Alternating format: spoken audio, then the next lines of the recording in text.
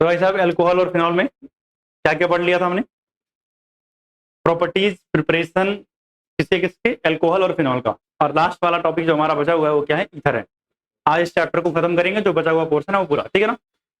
तो हेडिंग डालेंगे, और हेडिंग क्या डालने भैया? प्रिपरेशन यानी MOP यानी method of preparation of ether. Ether कैसे बनाना है, इसके मेथड की बात करनी है। ईथर बनाने के मेथड के अंदर जो सबसे पहला मेथड हमको पढ़ना है वो है from dehydration of alkene. Dehydration, sorry alkene कह रहा हूं, alcohol. Dehydration of alcohol, from dehydration of alcohol. अगर आप लोग थोड़ा बहुत भी रिवीजन किए हो, थोड़ा बहुत भी पढ़े हो, आप लोगों को याद होगा, क्या बताऊं, डिहाइड्रेशन ऑफ एल्कोहल हमने पीछे भी पढ़ा है। और डिहाइड्रेशन ऑफ एल्कोहल से क्या बनता है? एल्कीन बनाया था हमने। वाटर बाहर करके क्या बनाया था? एल्कीन बनाया था। तो सर यहां पे आप कह रहे हो कि क्या बनेगा? ईथर बनेगा।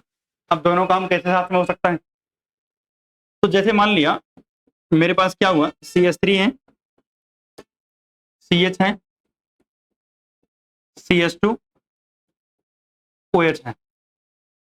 CH3 है, CH है, और CH2 क्या है? OH है। ये मेरे पास अल्कोहल है। अगर मैं इस अल्कोहल को 443 केल्विन पर एसिडिक मीडियम में डिहाइड्रेट करता हूं, तो होता क्या है? मुझे मिलती है एल्कीन। मतलब मिलेगा CH3 CH double bond CH2, यानी OH गायब हो जाएगा और क्या बन जाएगा? Double bond. ठीक है ना। अच्छा, यहाँ बीच में CH नहीं CH2 होना चाहिए था ना, ठीक है ना। और अगर मैं इसी को डिहाइड्रेट कर दूं कितने केल्विन पर? 413 केल्विन पर एसिडिक मीडियम के अंदर, तो आपको पता है क्या बनेगा? ईथर बन जाएगा। CH3 CH2 CH2 था, यहाँ O CH2 CH2 और CH3, ये क्या है? ईथर है। मतलब सर यहाँ खेल किसका है? टेम्परेचर का। टेम्परेचर चेंज करने पर, टेम्परेचर बदलने पर प्रोडक्ट क्या हो जा रहा है हमारा? बदल जा रहा है।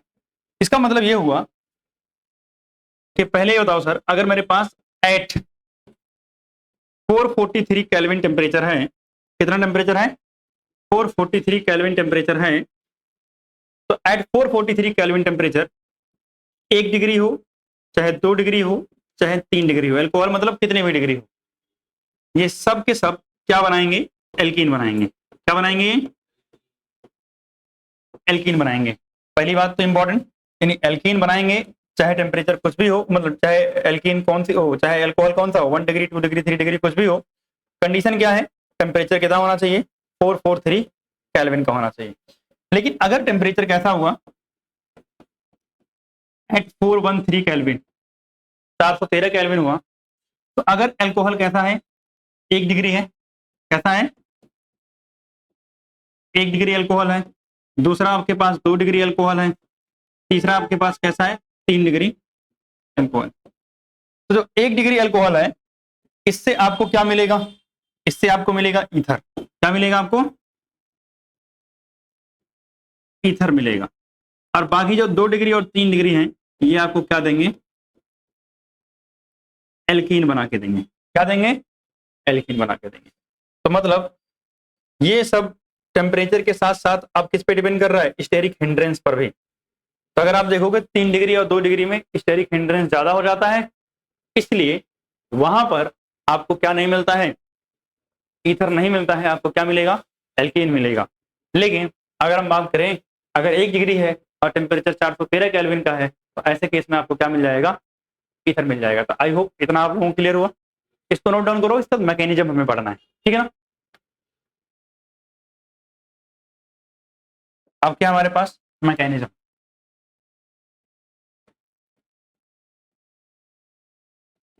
यानी डिहाइड्रेशन कैसे हुआ इसका मैकेनिज्म। अगर मैं बात करूं, हमने डिहाइड्रेशन का मैकेनिज्म एल्कीन बनाने के लिए पीछे ऑलरेडी पढ़ा हुआ है। अब हम बात कर रहे हैं डिहाइड्रेशन का मैकेनिज्म क्या बनाने के लिए, ईथर बनाने के लिए। तो अगर हम बात करें, लेट से मैंने मान लिया CH3 CH2 और क्या ले लिया है, OH ले लिया है। क्या ले लिया है, OH। अब अगर मैं इसकी रिएक्शन कराता हूं तो भैया एसिडिक मीडियम में हो रही है, तो एसिडिक मीडियम में H+ होगा। और आपको पता है कि इसके पास क्या है, लोन पेयर है। तो लोन पेयर है तो ये क्या करेगा, ये लोन पेयर क्या करेगा, डोनेट करेगा किसको, H+ को। जब ये डोनेट करेगा तो मुझे अगले स्टेप में क्या मिलेंगे, CH3 CH2 और यहाँ क्या मिलेगा, OH2 और इस ऑक्सीजन पे प्लस। और आप सबको पता है कि ऑक्सीजन पे प्लस मतलब ऑक्सीजन तो तूफान मचाने वाला काम करेगा, वो ऐसे प्लस को झेल नहीं पाता है।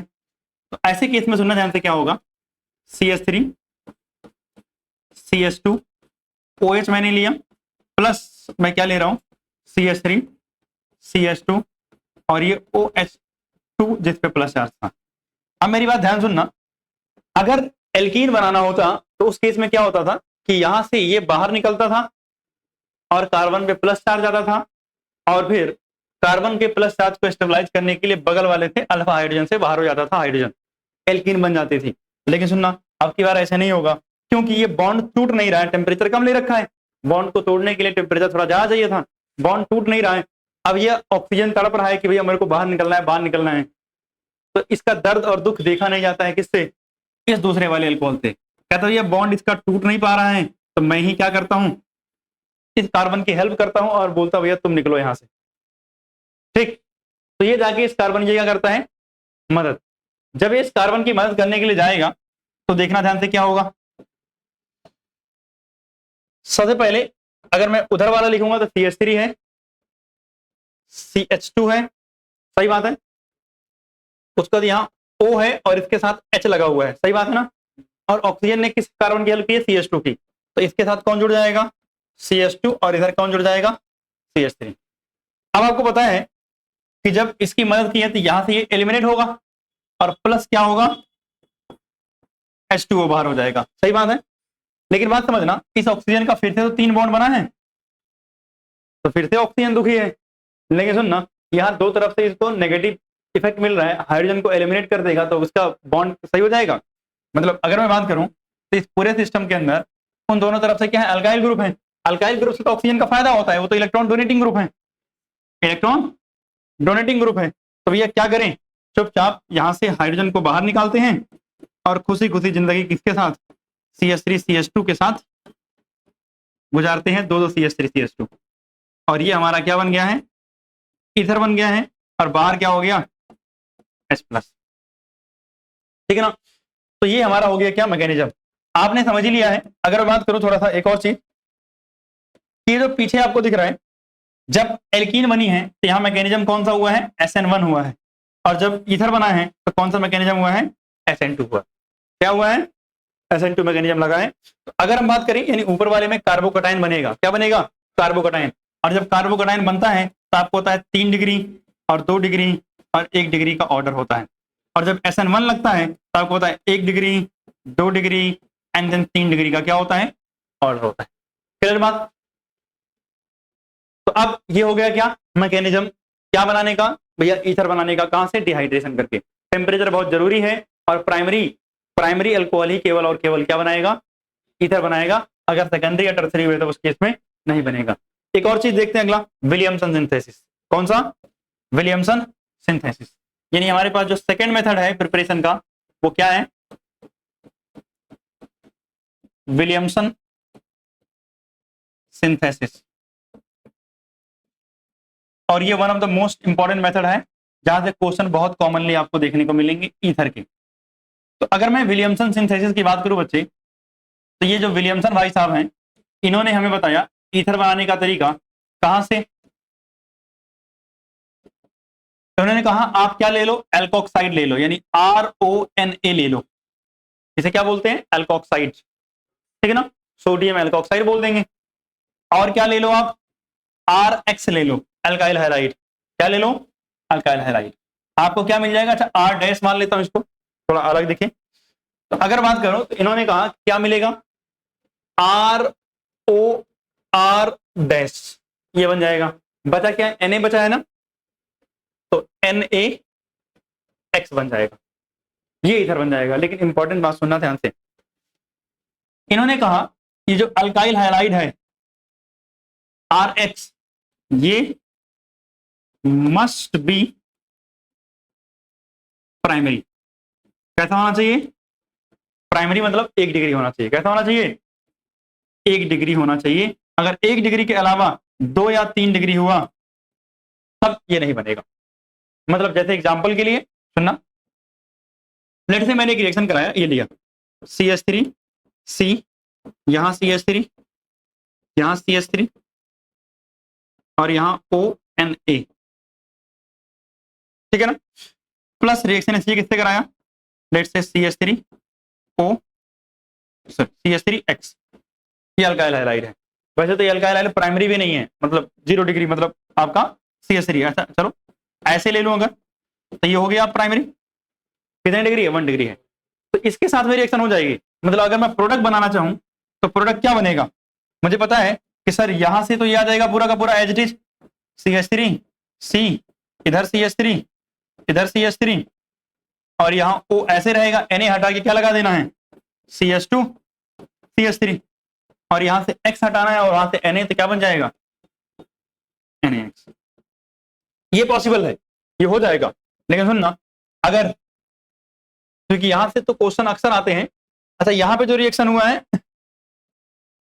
अगर मैं बात करूं इसके आगे का, तो इसके आगे में देखना ध्यान से क्या होगा, अगर मैंने ये किया, लेट से मैंने CH3 CH2 ONA ले लिया, ये कितना है, 1 डिग्री। अगर बात करो प्लस, तो मैंने ये ले लिया CH3 C CH3 CH3 और यहां क्या ले लिया, X। अब ये कितने डिग्री हो गया है, 3 डिग्री अल्काइल हैलाइड। अगर आपसे पूछे रिएक्शन होगी तो सीधा नो रिएक्शन, मतलब अगर चलो वैसे तो ईथर नहीं बनेगा, रिएक्शन तो हो जाती है, क्या नहीं बनेगा, ईथर नहीं बनेगा। तो ईथर नहीं बनेगा तो क्या होगा, ये भी पता होना चाहिए। कोई नहीं, प्रोडक्ट बनाता हूं मैं। अब सुनना, अगर ऐसा आपने ले लिया है तो इस केस में हो जाता है एलिमिनेशन। क्या हो जाता है, एलिमिनेशन, मतलब यहां से X बाहर होगा और किसी एक जगह से क्या बाहर करना है आपको, C हाइड्रोजन बाहर करना है। तो होगा क्या, आपको मिल जाएगा CH2 डबल बॉन्ड C, इधर मान लिया CH3 था, इधर मान लिया CH3 था और बाहर क्या हुआ, प्लस HX, यानी आपको क्या मिल गया, एल्कीन मिल गया। क्या मिल गया आपको, एल्कीन मिल गया। मतलब अगर अल्काइल हैलाइड 2 डिग्री या 3 डिग्री हुआ तो आपको क्या मिल जाएगा, एल्कीन मिल जाएगा, ईथर यहां नहीं मिलेगा। इस बात, इसको टेंशन नहीं लेनी है, इससे तो कुछ भी बन जाएगा। लेकिन अगर आपको ईथर बनाना है, अगर आपको क्या बनाना है, ईथर बनाना है, तो कंपलसरी बात क्या है कि अल्काइल हैलाइड कैसा होना चाहिए, अल्काइल हैलाइड कैसा होना चाहिए, 1 डिग्री होना चाहिए। अब जैसे अगर बात करूं तो देखना ध्यान से,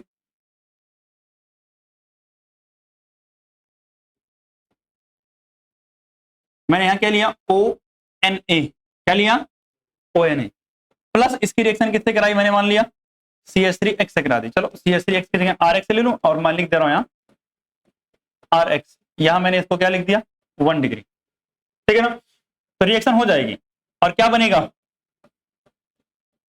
ये बेंजीन की O के साथ क्या जुड़ जाएगा, R जाके जुड़ जाएगा। अब बाई प्रोडक्ट क्या मिल जाएगा, NaX मिल जाएगा। लेकिन अगर आप करवाने गए,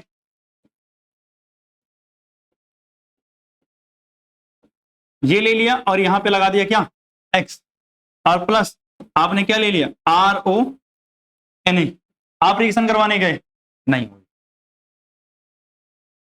यहां नहीं होगी रिएक्शन। तो कहने का मतलब ईथर अगर आपको बनाना है तो कंपलसरी बात क्या करना है, कंपलसरी चीज क्या है कि सर जो अल्काइल हैलाइड है वो क्या होना चाहिए, 1 डिग्री होना चाहिए, अदरवाइज ईथर नहीं बनेगा। ये क्या है, विलियमसन सिंथेसिस है। तो यहाँ से बहुत सारे क्वेश्चन आते हैं, आपको क्या करेंगे, अल्काइल हैलाइड को 3 डिग्री 2 डिग्री कर देंगे, फ्लिप कर देंगे, आपको बोलेंगे नीचे दिया हुआ गलत है, सही लिखो। ऐसे बहुत सारे क्वेश्चन आपको देखने को मिलते हैं, इसको नोट डाउन करोगे फिर आगे चलते हो। अब देखना आगे, जैसे एक क्वेश्चन ऐसे मैं लिख रहा हूं, which of the following can be prepared by Williamson synthesis.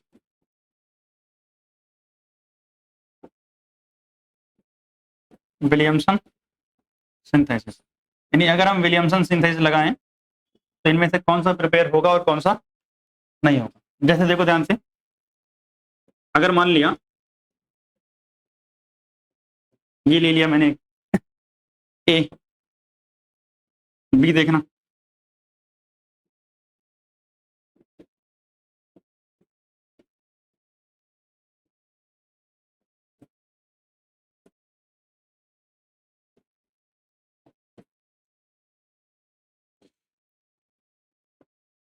ये ले लिया मैंने,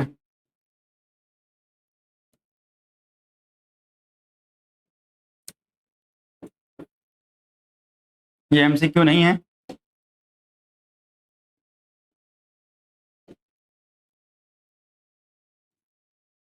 ये ले लिया,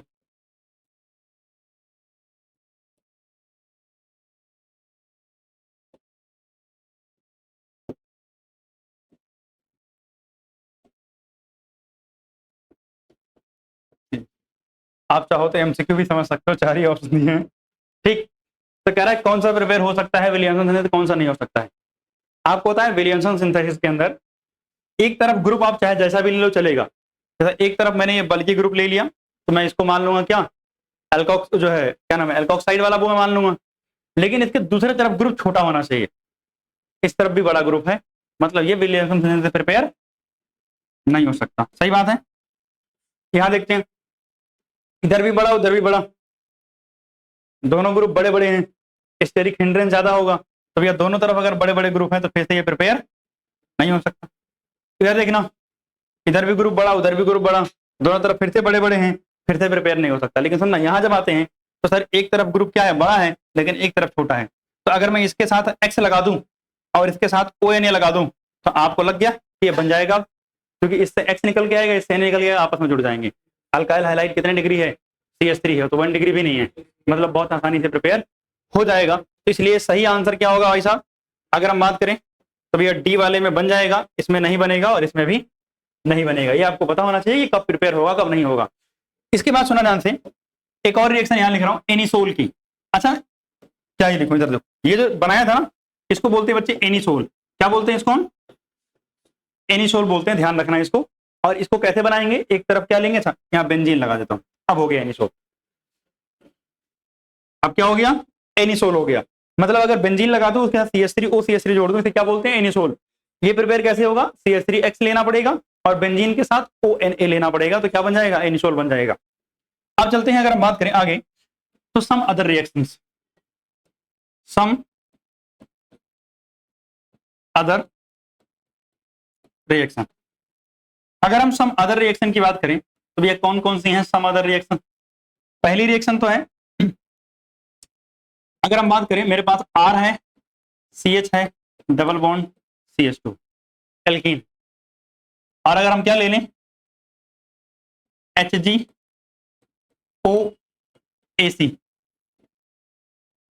का whole twice, ROH solvent first step में, सेकंड में अगर हम ले लें क्या, NaBH4 और OH माइनस यानी बेसिक मीडियम।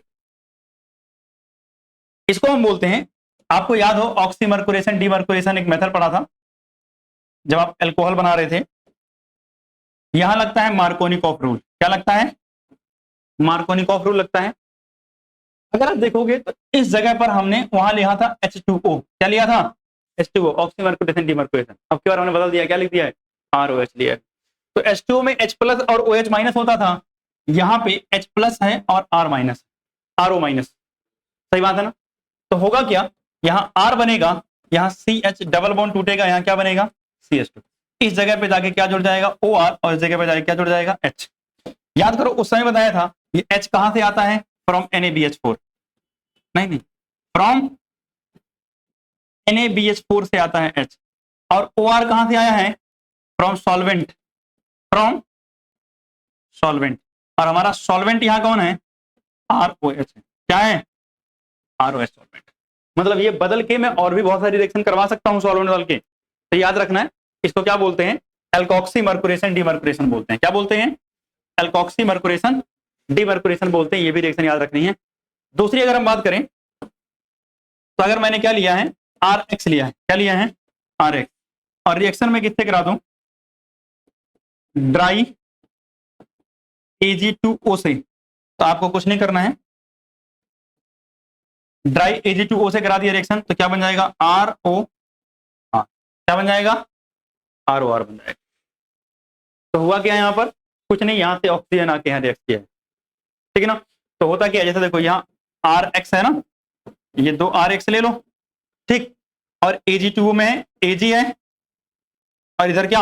Ag2, और इधर O, काट दो इधर, ROR, और Ag2O मतलब AgX बन जाएगा। दो क्या बन जाएंगे? दो बन जाएंगे AgX। ये हो जाएगी रिएक्शन आपकी। क्लियर बात? कोई समस्या यहाँ? नहीं। चलते हैं अब फिजिकल प्रॉपर्टीज में, ठीक है ना। एक काम करो, पहले इसको नोट कर लो, फिर फिजिकल प्रॉपर्टी की बात करते हैं, उसका बाद एक केमिकल प्रॉपर्टी की बात करेंगे। नोट ही कर लो इसको, खत्म होता है। ये तो कर ही लिया था, क्वेश्चन नोट करना था, ठीक है कर लो। फिजिकल प्रॉपर्टीज, इसकी फिजिकल प्रॉपर्टीज में कुछ नहीं है। फिजिकल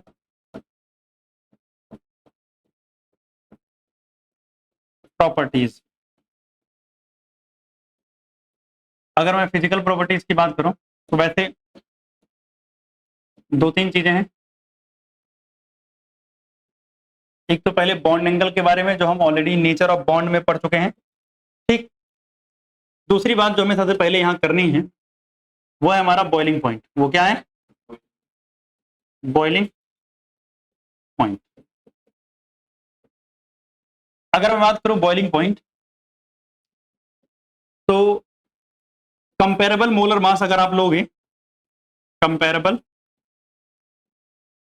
मोलर मास अगर आपने लिया, तो जनरली इसका बॉइलिंग पॉइंट क्या होगा? एल्कोहल से बहुत कम होगा। एल्कोहल का ज्यादा होगा, और इससे कम किसका होगा? ईथर का होगा। अगर मैं बात करूं इसका रीजन, तो इसका रीजन है भैया hydrogen bonding in alcohol. Hydrogen bonding in alcohol. अगर हम बात करें ईथर का, तो रिलेटिवली लगभग सिमिलर होता है, लगभग सिमिलर होता है।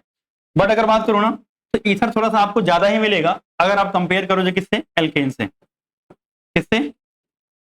एल्केन से। मतलब अगर आप हाइड्रोकार्बन लेते हो तो हाइड्रोकार्बन से ज्यादा मिलता है, बट बहुत ज्यादा डिफरेंस नहीं होता है। ज्यादा एक आध पॉइंट का ही डिफरेंस होता है बॉइलिंग पॉइंट पे, मतलब एक आध 2 डिग्री का, इस तरह डिफरेंस आपको देखने को नहीं मिलता है, ठीक। अगर हम बात करें बॉइलिंग पॉइंट की बात, दूसरी बात, तो दूसरा है सॉल्युबिलिटी की। क्या है?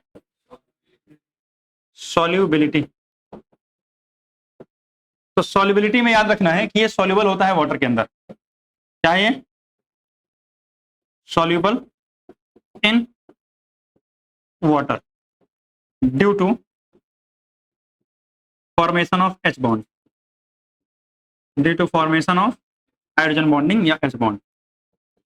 अब बताओ मुझे जल्दी से कि ऊपर मैंने बोला कि H बॉन्डिंग एल्कोहल में होती है इसलिए ये ज्यादा है, तो अगर इसमें भी होती है तो वहां क्यों नहीं लिखा? इसके अंदर आपस में H बॉन्डिंग नहीं होती है, बट ये वाटर के साथ H बॉन्डिंग कर सकता है। मतलब वाटर के साथ हाइड्रोजन बॉन्डिंग करता है, लेकिन ईथर आपस में हाइड्रोजन बॉन्डिंग नहीं करते। ये बात इंपॉर्टेंट है। तो यहाँ हाइड्रोजन बॉन्डिंग किसके साथ होती है? विद वाटर होती है। किसके साथ होती है? विद वाटर या H2। अब आपको पता है जैसे जैसे R ग्रुप बढ़ता जाएगा, R ग्रुप बढ़ता जाएगा, वैसे मतलब अल्काइल ग्रुप जैसे जैसे बड़ा हो गया, जैसे CH3OCH3 है तो ठीक है, अच्छा सोल्यूबल है। आपने C2H5 OC2H5 लगा दिया, थोड़ा कम सॉल्युबिलिटी हो जाएगी। जैसे R ग्रुप बढ़ेगा वैसे वैसे सॉल्युबिलिटी क्या हो जाती है? कम हो जाती है। एक डायग्राम है छोटा सा, देखते हैं। अगर आप देखोगे इसमें, तो भैया ये मेरे पास क्या है? एन पेंटेन है, और ये क्या है? इथॉक्सी इथेन है। इथॉक्सी इथेन मतलब लगभग 4 कार्बन है, और एन पेंटेन में कितने हैं? 5 कार्बन है। अगर आप देखोगे तो लगभग बॉइलिंग पॉइंट सेम है 309 307। अगर आप देखोगे अल्कोहल से कितना है 390, बहुत ज्यादा है। तो अल्कोहल का ज्यादा क्यों है आपको दिख ही रहा है। ठीक, तो बस इतना ही है फिजिकल प्रॉपर्टी में और कुछ नहीं है। इसको भी नोट डाउन करो, फिर चलते हैं केमिकल प्रॉपर्टीज पे। तो भाई साहब आगे चलते हैं और आगे है केमिकल प्रॉपर्टीज। क्या है? Chemical properties. Chemical properties of ether. अगर मैं केमिकल प्रॉपर्टीज ऑफ ईथर की बात करूं बच्चे, तो इसमें मुझे देखना क्या पढ़ना है। सबसे पहली रिएक्शन मैंने कहा 2 रिएक्शन पढ़नी है, तो पहली रिएक्शन पढ़नी है क्लीवेज ऑफ CO बॉन्ड, यानी कार्बन ऑक्सीजन का बॉन्ड क्लीवेज करना है। तो रिएक्शन कैसी होगी इसको देखते हैं। देखो जितने सारे ट्विस्ट एंड टर्न्स हैं वो यही हैं, और अगर बात करो इससे बहुत सारे क्वेश्चंस भी आते हैं, तो थोड़ा अच्छे से समझते हैं एक बार। सबसे पहले अगर हम बात करें, हम रिएक्शन कराते हैं ROR यानी ईथर का। किसका? ईथर का। किसके साथ? HX के साथ। अगर मैं बात करूं बच्चे, एक इंपॉर्टेंट बात यही लिख दे रहा हूं, ईथर जो है वो लीस्ट रिएक्टिव फंक्शनल ग्रुप होता है। ईथर आर या ether is least reactive functional group.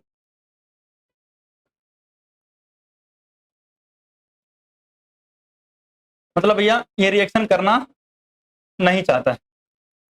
तो अगर हम बात करें, तो आपको जब रिएक्शन करवानी होगी या कार्बन ऑक्सीजन का बॉन्ड तोड़ना होगा, तो इस केस में आपको ड्रास्टिक कंडीशन चाहिए होती है, यानी हीट वगैरह भी देनी पड़ती है। और अगर आपने HX किस में लिया है? एक्सेस में लिया है। HX किस में लिया है? एक्सेस में। तो देखना ध्यान से क्या बनेगा। अगर HX आपके पास एक्सेस में है, तो सबसे पहली बात यहां से बॉन्ड तोड़ोगे, दोनों तरफ RR है, मतलब सिमेट्रिकल ईथर है। कैसी ईथर है?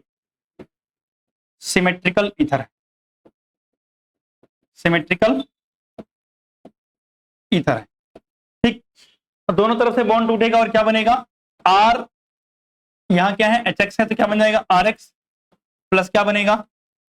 ROH। लेकिन सुन ना, ये ROH जो है ये फर्दर रिएक्शन कर लेगा किसके साथ? HX के साथ।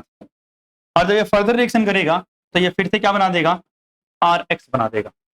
यानी ओवरऑल सिंपल शब्दों में क्या हुआ यहां पर? अच्छा ऐसे कर दूं, यहां तो क्लियर है आपको कि सर पहले स्टेप में क्या बनेगा ये, लेकिन वो जो ROH बचा हुआ था वो, क्योंकि ये एक्सेस में है तो बहुत सारा HX होगा, तो ये बचे हुए एक्सेस HX से रिएक्शन करेगा, क्या बना लेगा?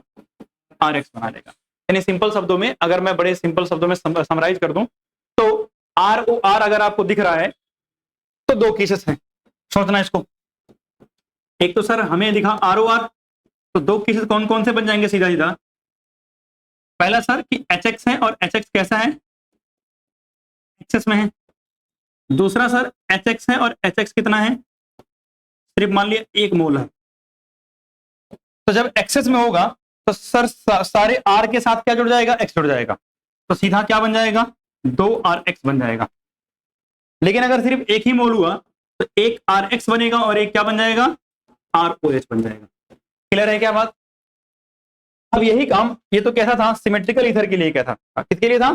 सिमेट्रिकल ईथर के लिए था। तो अगर हम बात करूं तो ये मेरी रिएक्शन नंबर 1 हो गई, और ये भी वही है रिएक्शन, बस कंडीशंस आपको बताई गई हैं। अगर हम बात करें, अगर मान लिया ईथर कैसा हुआ? एसिमेट्रिकल हुआ। कैसा हुआ? एसिमेट्रिकल। ROR डैश कैसा हुआ? एसिमेट्रिकल। तो अगर एसिमेट्रिकल ईथर हुआ तो इस केस में देखना मेरे पास बनेगा, यहां मेरे पास क्या है? HX है, और HX किस में है? एक्सेस में है। इस केस में क्या होगा? RX पहले बनेगा, R डैश OH बनेगा, और फिर ये जो R डैश OH है ये HX से फर्दर रिएक्शन कर लेगा और क्या बना देगा? R डैश X बना देगा। यहां तक समझ में आई बात? और सुनो, अगर हमारे पास क्या हो,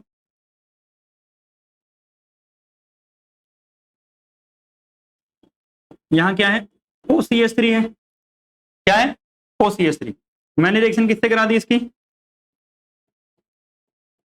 HX से करा दी, किससे करा दी, HX से करा दी। अब आपको लगता है ये कहां से छूटेगा बॉन्ड, यहां से तोड़ना पॉसिबल नहीं है क्योंकि रेजोनेंस की वजह से इसके बाद डबल बॉन्ड होगा, यहां से तोड़ना पॉसिबल है। तो इस चैप्टर के अंदर, इस टॉपिक के अंदर ये भी सोचना है कि बॉन्ड कब कहां से छूटेगा। अब सिर्फ यहां से अगर बॉन्ड तोड़ना पॉसिबल है तो भैया इस पे आएगा कैसा चार्ज, प्लस, इस पे माइनस, तो HX में इसको दूंगा मैं H प्लस, इसको दूंगा X माइनस, सीधा क्या बनेगा मेरे पास, CH3X बनेगा और प्लस यहां क्या बन जाएगा, OH यानी फिनॉल बन जाएगा। तो ये सारी रिएक्शन है। अब सुनना, इसका अगर हम बात करें HX की रिएक्टिविटी ऑर्डर, किसका, HX का रिएक्टिविटी ऑर्डर, अगर आप रिएक्टिविटी की बात करोगे तो रिएक्टिविटी HX में किसकी सबसे ज्यादा होती है, HI की, उससे कम HBr की, और सबसे कम किसकी, HCl की होती है। ये कहां पढ़ा है, चैप्टर नंबर 1 में भी पढ़ा है। अगर हम बात करें HI का बॉन्ड लेंथ ज्यादा होता है, तोड़ना आसान है, HBr उससे छोटा होता है और HCl की बॉन्ड लेंथ उससे कम हो जाएगी। तो अगर मैं बात करूं इसके मैकेनिज्म की, बच्चे किसके, इसके मैकेनिज्म की,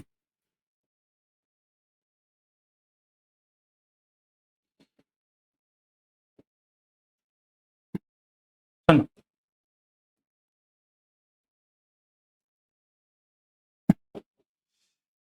तो अगर मैं मैकेनिज्म की बात करूं तो सबसे पहला समझना, मेरे पास क्या था, HX था, ये टूटेगा किसमें, H प्लस में प्लस X माइनस में, किसमें टूटेगा, H प्लस में और X माइनस में। या तो आप एक काम करते हैं, तो ही इतनी मेहनत करना, सीधा करते हैं। अगर मान लिया, मैंने लिया क्या, CH3 O, इधर मान लिया मैंने ले लिया CH2 CH3, ठीक है। मैंने इसकी रिएक्शन किससे कराई, HX से। HX में अगर मैं HI ले लूं तो कोई दिक्कत तो नहीं है, ज्यादा पॉसिबल है रिएक्शन किससे कराना, HI और HBr से बहुत आसानी से हो जाएगी। तो अगर HI और HBr से रिएक्शन करा रहे हैं और आसानी से हो रही है, तो यहाँ सिंपल सा फंडा क्या है कि सर इसके पास है लोन पेयर, इस ऑक्सीजन के पास, तो ऑक्सीजन लोन पेयर किसको देता है, हाइड्रोजन को। ये हाइड्रोजन को अपने लोन पेयर देने के लिए जाएगा तो होगा क्या, देखना ध्यान से, CH3 बना, O बना, इसके साथ कौन जाके जुड़ जाएगा, H, इधर क्या बनेगा, CH2 CH3 बनेगा, और प्लस यहाँ I माइनस क्या हो गया, बाहर हो गया। इस पर लोन पेयर है और साथ में क्या आ गया है, एक प्लस चार्ज आ गया। अब सुनना, ये जो CH3OI है, ये जो बना है, इसमें ऑक्सीजन पे कैसा चार्ज आया बताओ जल्दी से, प्लस चार्ज आया है। क्या ऑक्सीजन को प्लस चार्ज अच्छा लगता है, नहीं, तो अच्छा नहीं लगता है। और क्लोरीन से इसने क्या लिया था, हाइड्रोजन लेके चला गया, तो क्लोरीन अपना बदला लेने आएगा भैया। क्लोरीन से, सॉरी क्लोरीन, आयोडीन, क्लोरीन नहीं आयोडीन, आयोडीन से हाइड्रोजन लेके कौन गया, ये वाला, तो भैया ये आएगा अपना बदला लेने। अब सुना ध्यान से, इसके पास दो रास्ते हैं, या तो ये बदला लेने इस इधर वाले कार्बन से जाए या तो इधर वाले कार्बन से जाए।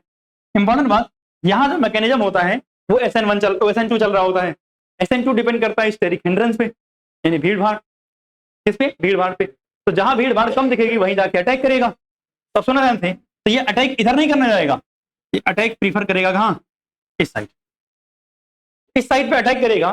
तो जब इस साइड पे अटैक करेगा तो क्या होगा, सुना ध्यान से, एक ट्रांजिशन स्टेट बनेगी। क्या बनेगी, ट्रांजिशन स्टेट, मतलब ये CH3 है और यहाँ क्या है O, और इधर क्या है CH2 CH3 है, और इसके साथ क्या जुड़ा हुआ है, H जुड़ा हुआ है। इस पर कैसा चार्ज था, प्लस चार्ज था। अब ट्रांजिशन स्टेट बनाने के लिए मैं ये डॉटेड लाइन का इस्तेमाल कर रहा हूं,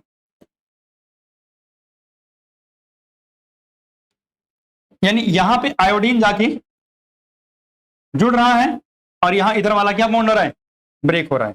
मतलब इधर बॉन्ड ब्रेक डाउन हो रहा है और इधर बॉन्ड फॉर्मेशन हो रहा है।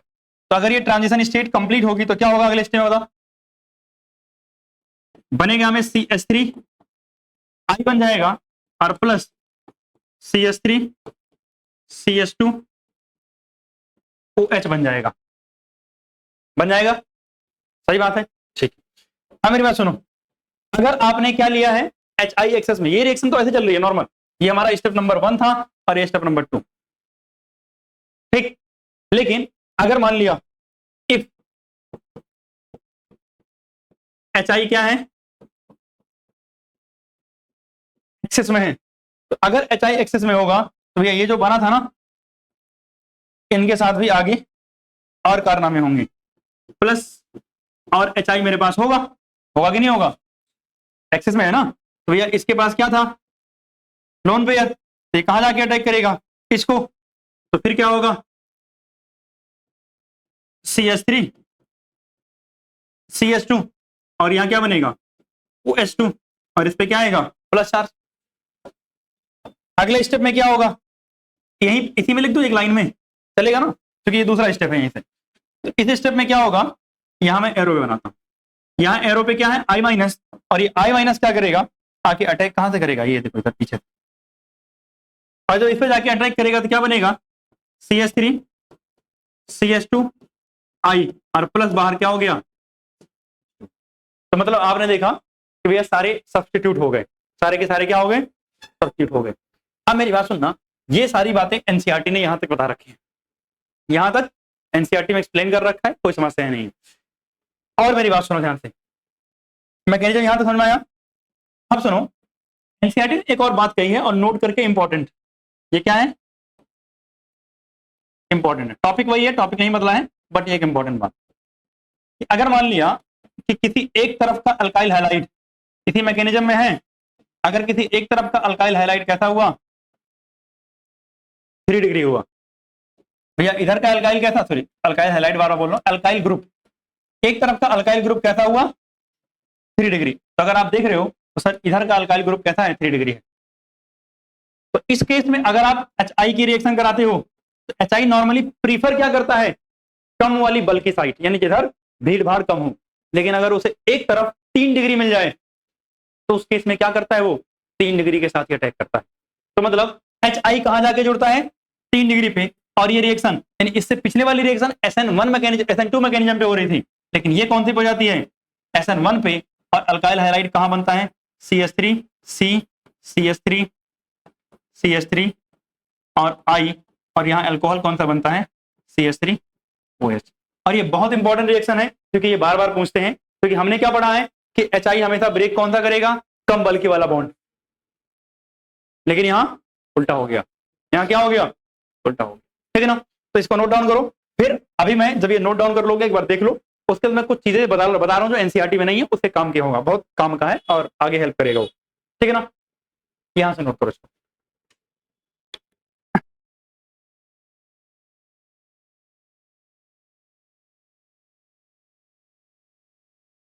अब सुनना,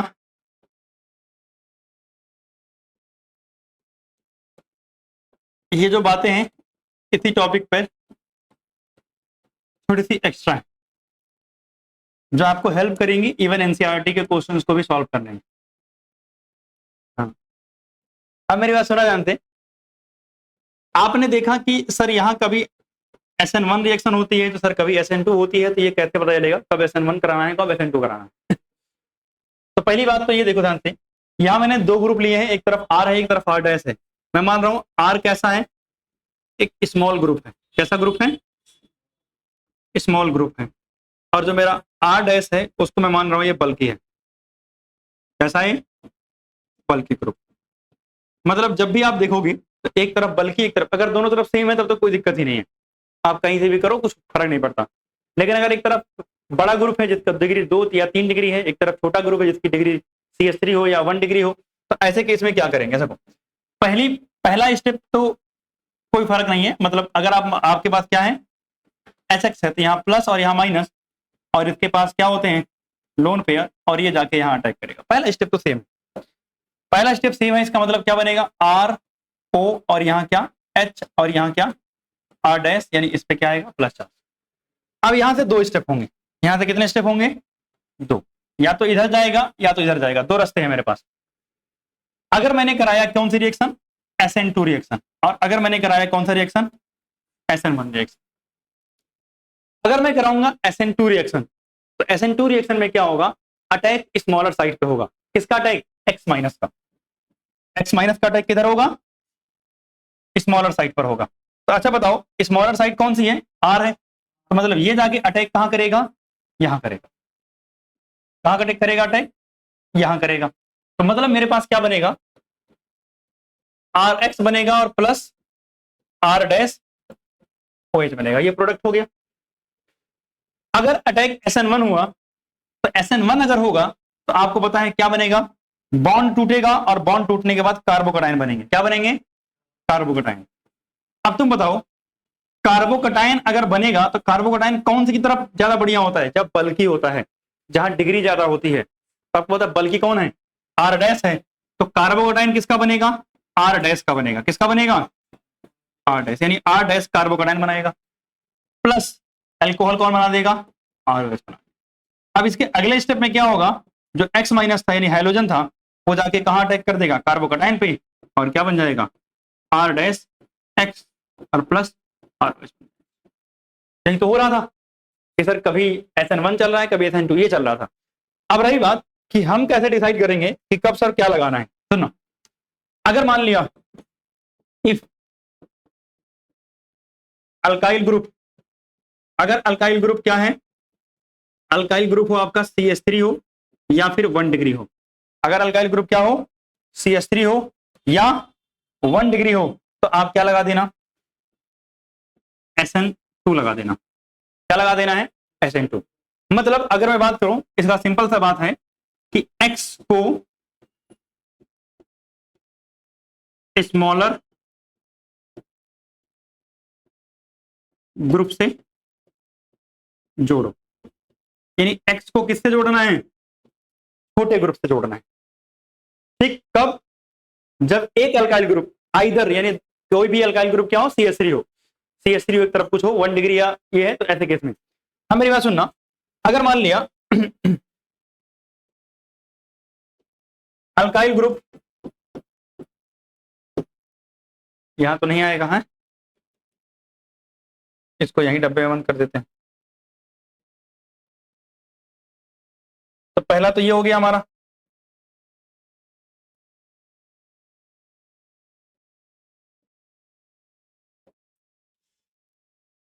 दूसरी बात क्या है,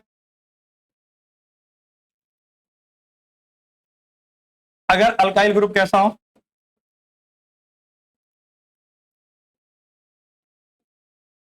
दो डिग्री हो, कौन सा हो? 2 डिग्री। तो इस केस में दो क्राइटेरिया होंगी। एक कैसा, अगर जो HX है ये कैसा हुआ? एक्सेस में हुआ। कैसा हुआ? एक्सेस में बोलो या मैं बोलूं डाइल्यूट हुआ। क्या हुआ? डाइल्यूट।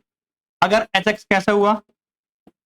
कंसंट्रेटेड, मतलब HX ज्यादा हुआ, और डाइल्यूट का मतलब HX क्या है? कम। तो ऐसे केस में जब ये डाइल्यूट हो HX, तो आपको कौन सा फॉलो करना है? SN2 फॉलो करना है। और अगर कंसंट्रेटेड हो तो कौन सा फॉलो करना है?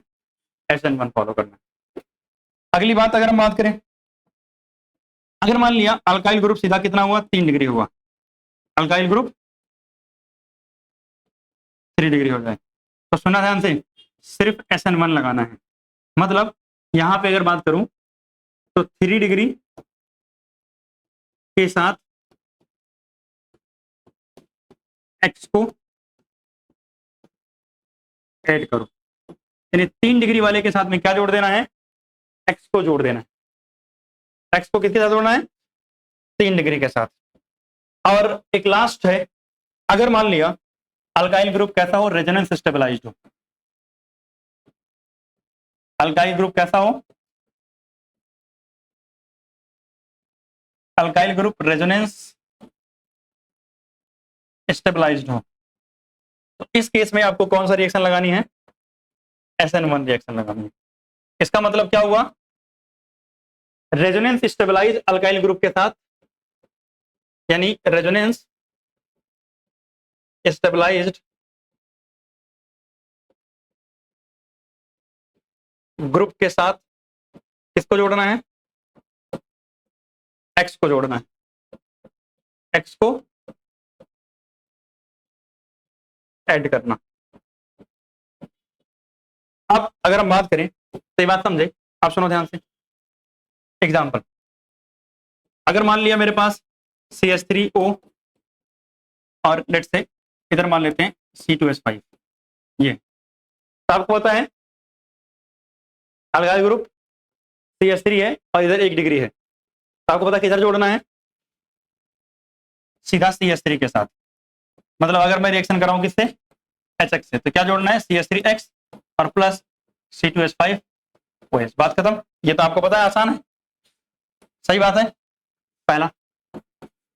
दूसरा केस, अगर मान लिया CH3C, यहाँ क्या है, CH3 है, यहाँ क्या है, CH3 है, यहाँ क्या है, O है, और इधर क्या है, CH3। इस केस में आपको पता है क्या करना है, ये भी ऑलरेडी पढ़ा है ना। किससे जोड़ते हैं, CH3C, CH3, CH3 और यहाँ क्या, X प्लस क्या बना देना है, CH3OH बना देना है। ठीक।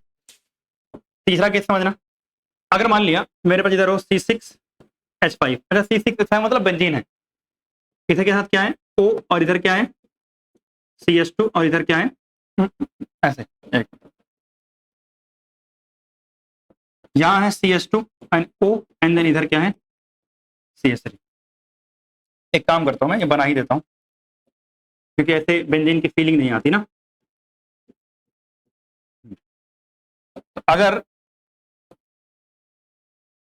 इसको यहाँ लगा दें तो ध्यान से देखना, ये वाला केस एक है और एक और ले रहा हूं, कॉपी,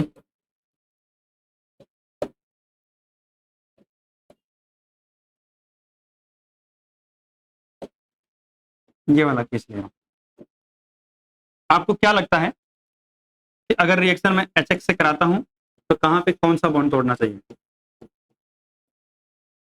अगर आप देखोगे तो यहाँ पे इस वाले केस में ये वाला बॉन्ड नहीं तोड़ सकते, पार्शियल डबल बॉन्ड कैरेक्टर होगा। तो आपको पता है कि एक तो C6H5 के साथ OH बन जाएगा, क्या बन जाएगा, C6H5 के साथ OH बन जाएगा, और प्लस CH3 के साथ क्या आ जाएगा, X आ जाएगा। ये तो ठीक है।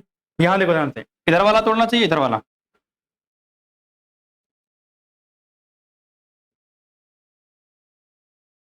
क्योंकि दोनों ही सेम है। ऐसे केस में आपको पता है इधर बेंजीन है और इसके साथ क्या हो सकता है, इस CH3 का रेजोनेंस हो सकता है। तो अगर रेजोनेंस हो सकता है तो ज्यादा स्टेबल कौन होगा, पीछे वाला। यही तो लास्ट में बोला, रेजोनेंस स्टेबलाइज्ड केस। तो मतलब इस केस में बेंजीन और इसके साथ CH2 और यहाँ I जुड़ेगा और प्लस CH3OH, ये बार हो जाए। क्लियर बात। तो यहाँ पे क्वेश्चंस आते हैं, आपको पता होना चाहिए कब कहाँ कौन सी रिएक्शन करवानी है। अब चलते हैं हमारे पास लास्ट प्रॉपर्टी पे, इलेक्ट्रोफिलिक सब्स्टिट्यूशन रिएक्शन। कौन सी रिएक्शन, इलेक्ट्रोफिलिक सब्स्टिट्यूशन। बस एक पेज का काम है। इलेक्ट्रोफिलिक सब्स्टिट्यूशन में सबसे पहले आपको पता है कि ईथर के अंदर ये होता है हमारा एनिसोल। क्या होता है, एनिसोल। तो आपको याद रखना है कि ये वाला जो ग्रुप होता है ये होता है एक्टिवेटिंग। कैसा होता है, एक्टिवेटिंग, यानी बेंजीन रिंग को इलेक्ट्रोफिलिक सब्स्टिट्यूशन रिएक्शन के लिए एक्टिवेट करेगा। और दूसरा ये होता है ऑर्थो पैरा डायरेक्टिव। ठीक है, चलते हैं इसके रिएक्शन की बात करते हैं। अगर हम इसके रिएक्शन की बात करें तो हमारे पास ये क्या है, एनिसोल है। इसकी रिएक्शन कौन कौन सी हमें पढ़नी है। सबसे पहले हम करा देते हैं क्या, नाइट्रेशन, यानी H2SO4 है और HNO3 है, तो आपको पता है नाइट्रेशन होता है। अगली रिएक्शन अगर हम कराएं तो हम करा देते हैं ब्रोमिनेशन, यानी Br2 ले लिया इथेनोइक एसिड की प्रेजेंस में।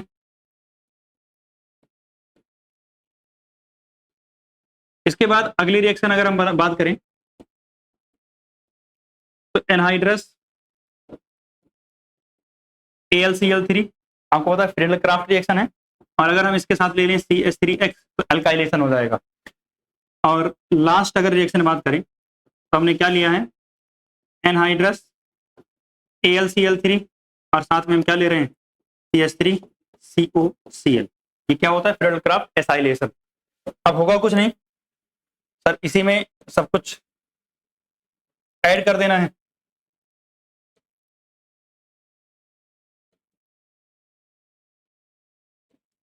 सब ऑर्थो पैरा बनेंगे।